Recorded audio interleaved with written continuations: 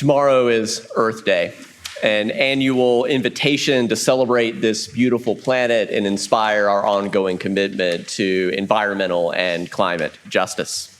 Looking back, it's not a coincidence that the first Earth Day was held in 1970, 15 months after an astronaut became the first human to take a color photo of our planet. From our ordinary terrestrial perspective here on Earth, we are accustomed to seeing the sun rise when it's not cloudy. But this photo was taken from a lunar orbit. Above the horizon line of the moon's surface, we humans got our first glimpse of what it is like to see an Earth rise. That December 1968 photograph has been described as the single most influential environmental photo ever taken. Later in the service, we'll be singing our beloved UU hymn, Blue Boat Home. That song reminds us that seeing our planet as a shining blue marble in the inky blackness of space still has the potential to shift our perspective out of egocentrism and tribalism into a more global and cosmic consciousness. Beyond our very real and important differences from one another, this image has the potential to give all of us human beings a deeper felt sense of ourselves as all Earthlings. This worldview can open us up to existentially experiencing what our UU seventh principle calls the interdependent web of all existence, of which we are a part. And although we now know in retrospect how powerful a photo of the Earth from space can be, there was no widespread awareness of that in advance. NASA's original plans for the Apollo 8 mission were hyper-focused on the moon. Taking photos of Earth was rated as a, quote, lowest priority. But when astronauts got to space, they were almost immediately overcome by the thought that we came all this way to see the moon, and the most significant thing we are seeing is the Earth.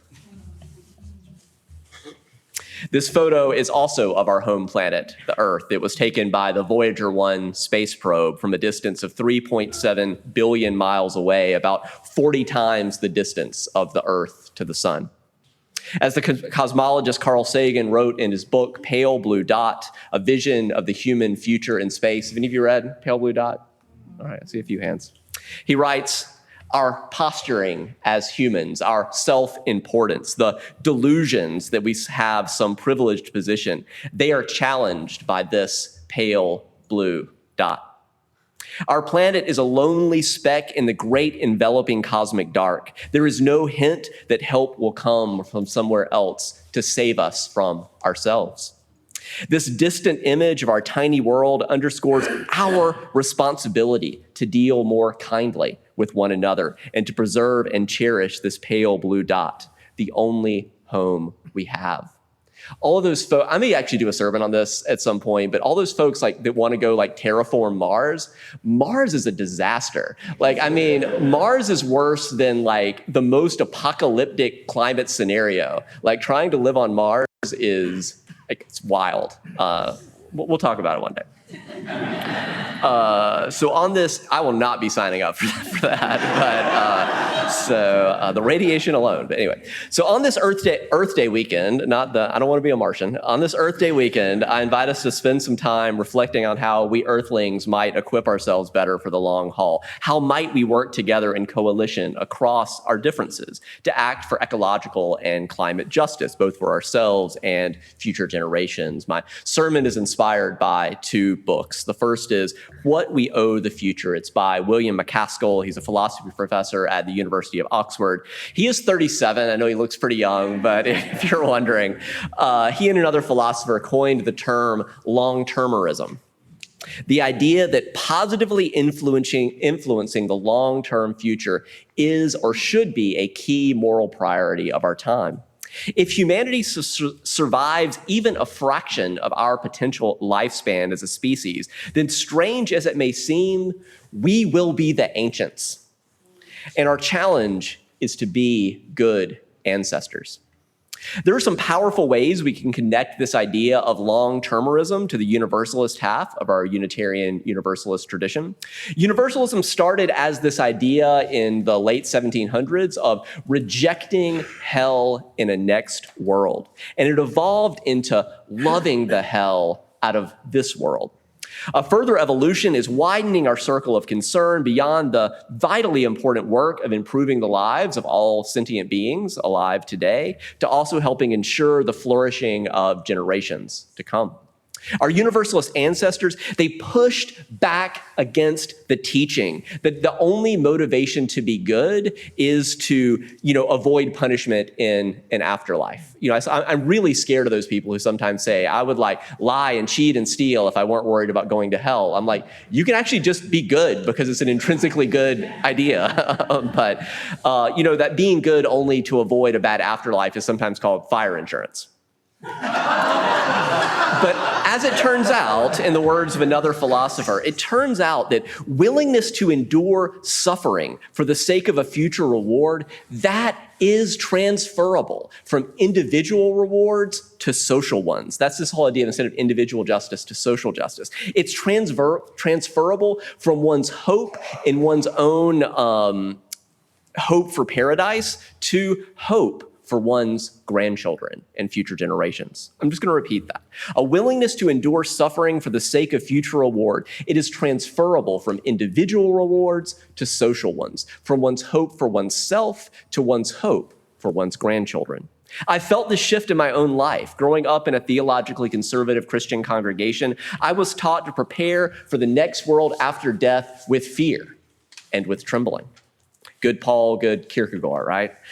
That I needed to work out my salvation with fear and trembling. But as a UU, I feel called to work out my salvation right here and now and to do it with hope and with trust, not with fear and trembling. Can you feel the power of that paradigm shift? I'm going to read that quote from earlier one more time. That we are willingness to sacrifice for the sake of future reward. It is transferable from individual rewards in an afterlife to social ones right here and now, from one's hope for oneself to one's hope for one's grandchildren and for future generations. As the parent of a 10-month-old, I can feel that viscerally. I am willing to live differently if it means co-creating a better world for Jalen, who could live, if he lives even just a regular life into the early 2100s. We who are alive today are lifted up on the shoulder of giants who have come before. Our lives are better and easier in countless ways because the legion of inventors and activists and caregivers and more who were among our ancestors in the broadest sense of the word. As the saying goes, we drink from wells that we did not dig. We sit in the shade of trees that we did not plant. We profit from the sacrifice of persons we did not know. There's no way to pay back our ancestors, but we can pay it forward to future generations. As the Kenyan proverb puts it, treat the earth well. It was not given to you by your parents. It was merely loaned to you by your children.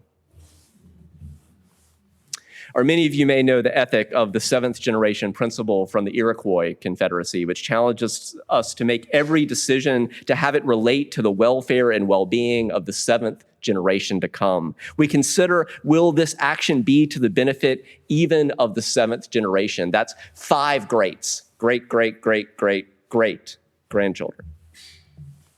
McCaskill's book massively expands these traditional ethics to what he calls a million-year view. He really challenges us to think that humanity could have a very big future if we as a species are able to survive our collective adolescence, that is what we are in right now, and grow into a more mature version of ourselves. We may indeed find the future is very, very big. I encourage you to check out this book if you're curious to learn more. Tangentially, is anybody watching The 3-Body Problem on Netflix? There's also a 30-episode version on Amazon, that's like the Chinese version. I'm talking about the 8-episode one on Netflix from the co-creators of Game of Thrones. It's one of the most fascinating examples I've seen recently of exploring long-term thinking, and there's some significant environmental themes in this show, but it would take another sermon to get into the details.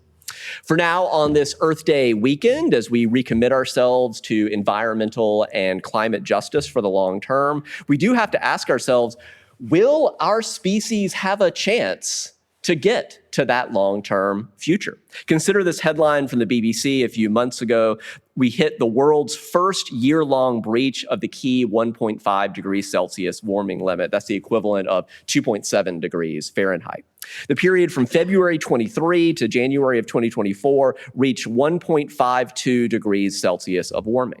And with only 1.5 degrees Celsius, we've seen floods and droughts and heat waves and wildfires all over the world. This photo is from Chile, but closer to home, last summer, I, like many of you, I suspect, was shocked and troubled by the days of smoke-filled air here in Frederick from the Canadian wildfires. As our UU 7th principle states, we are in an interdependent web of all existence. And last June, those fires were way up there at the top of that photo up in northern Quebec, but we're all connected on this interdependent web, and there was serious impact to almost 2,000 miles away here at home, way down that little red dot at the bottom of that photo. I could go on with more bad news, but instead I want to pivot to some potential good news. Although I'm a big fan of Will MacAskill's book, if I could convince you to read or listen to only one book in the wake of this Earth Day weekend, it would be this: Not the End of the World, How We Can Be the First Generation to Build a Sustainable Planet by Dr. Hannah Ritchie. Like MacAskill, she is also around age 37. She's also an academic at the University of Oxford. She's a senior researcher in the program of global development, as well as a data scientist who's the head of research at an organization called Our World in Data, who tries to kind of create charts to help us understand kind of what's going on in the world. Her book is short, it's accessible, it's evidence-based, it's quite inspiring. I encourage you to read it if this sermon leaves you curious to learn more. Surveys show that a growing number of young people ages 16 to 25 around the world increasingly agree with statements like, humanity is doomed, the future is frightening, or I'm hesitant to have children because of climate change. Ritchie is a professional scientist who has been immersed in climate research for many years. She is very much not a climate change denialist or a minimizer, but she's also concerned that this overemphasis on the possibility of apocalyptic and doomsday scenarios are not, in some places they're having the desired effect of scaring people into action. In other places, they're scaring young people into giving up hope and to just think, well, why even try? Because the previous generations have already ruined it for the rest of us. Ritchie's book challenges us that while the problems we are facing are big and pressing, they are still solvable.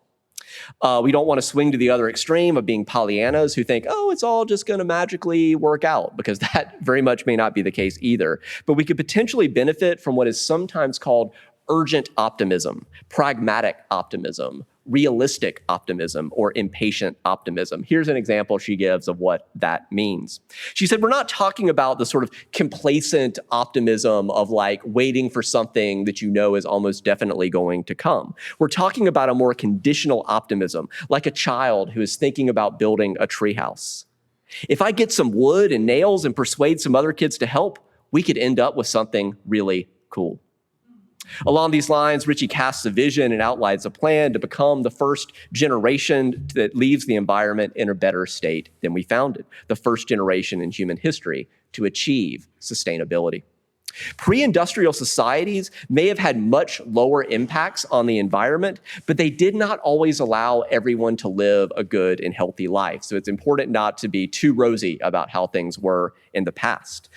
Through the industrial and scientific revolutions, we have made huge advances in lowering life-threatening conditions like child mortality, maternal mortality, hunger rates, poverty rates. We have dramatically increased many life-enhancing conditions like life expectancy, access to education, and other basic resources. But many of these great advances have come at a massive cost to the environment and are unsustainable to continue in the way we are doing them. So the dream is sustainability. Our ancestors were never sustainable because they never achieved the first half of the dream, meeting the needs of the current generation. Half of all children died. Preventable disease was common. Nutrition was often poor. Today, the potential is within reach to make sure current generations have opportunities for a good life, that we shrink our environmental impact so that future generations have the same or better opportunities, and to let wildlife flourish alongside humans. If you read Ritchie's book, she's going to take you through a pretty accessible guided tour through 7 areas: air pollution, climate change, deforestation, food supply, biodiversity, ocean plastics, and overfishing. I cannot take you through those 7 areas today if we want to get out of here before 2 o'clock. So I'll have to limit myself to a few highlights of actions we might consider taking. First, on the individual level, surveys show that many people think the most impactful actions they can take to mitigate climate change is recycling and upgrading light bulbs. Now, don't get me wrong.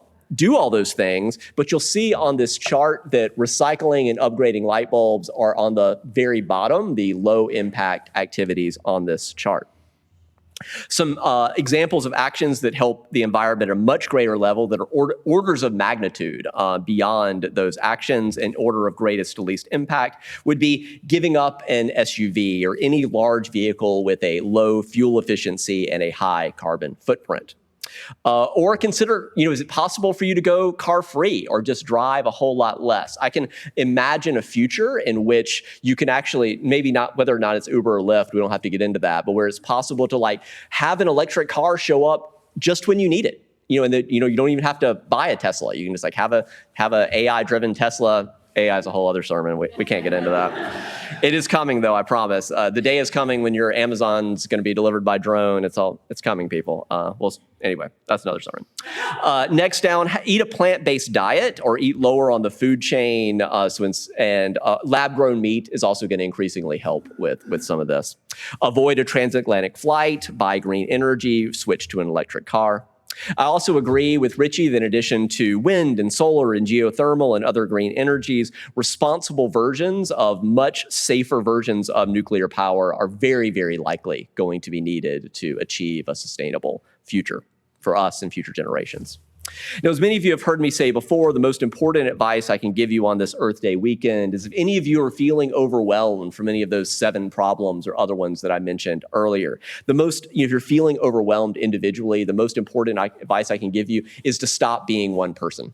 Join an organization, join a movement where you can work in coalition with others. We are stronger together. Here at UUCF, we have a climate change working group. More broadly in Frederick County, many UUCF members and friends are part of MAX, the Multi-Faith Alliance of Climate Stewards, or for the more radical among us, look into Extinction Rebellion, which is an environmental justice movement leveraging nonviolent civil disobedience to prevent biodiversity loss, social and economic collapse. There are many other wonderful groups acting for social and environmental justice. For now, I'll leave the last words to Dr. Hannah Ritchie from her book, Not the End of the World. She writes, "What makes us different from our ancestors is that economic and technological changes mean that we actually have options. We are not stuck with the default of whale oil or coal or cutting down trees or fossil fuels. We've developed alternatives that will allow us to do the same thing in a much better way. But a sustainable future is not guaranteed. What makes me most optimistic," she says, "is the number of people I meet who are pushing for this change. Surround yourselves with those people." She actually advises, just don't, your mileage may vary on this, but she says, just don't even bother arguing with the climate change denier.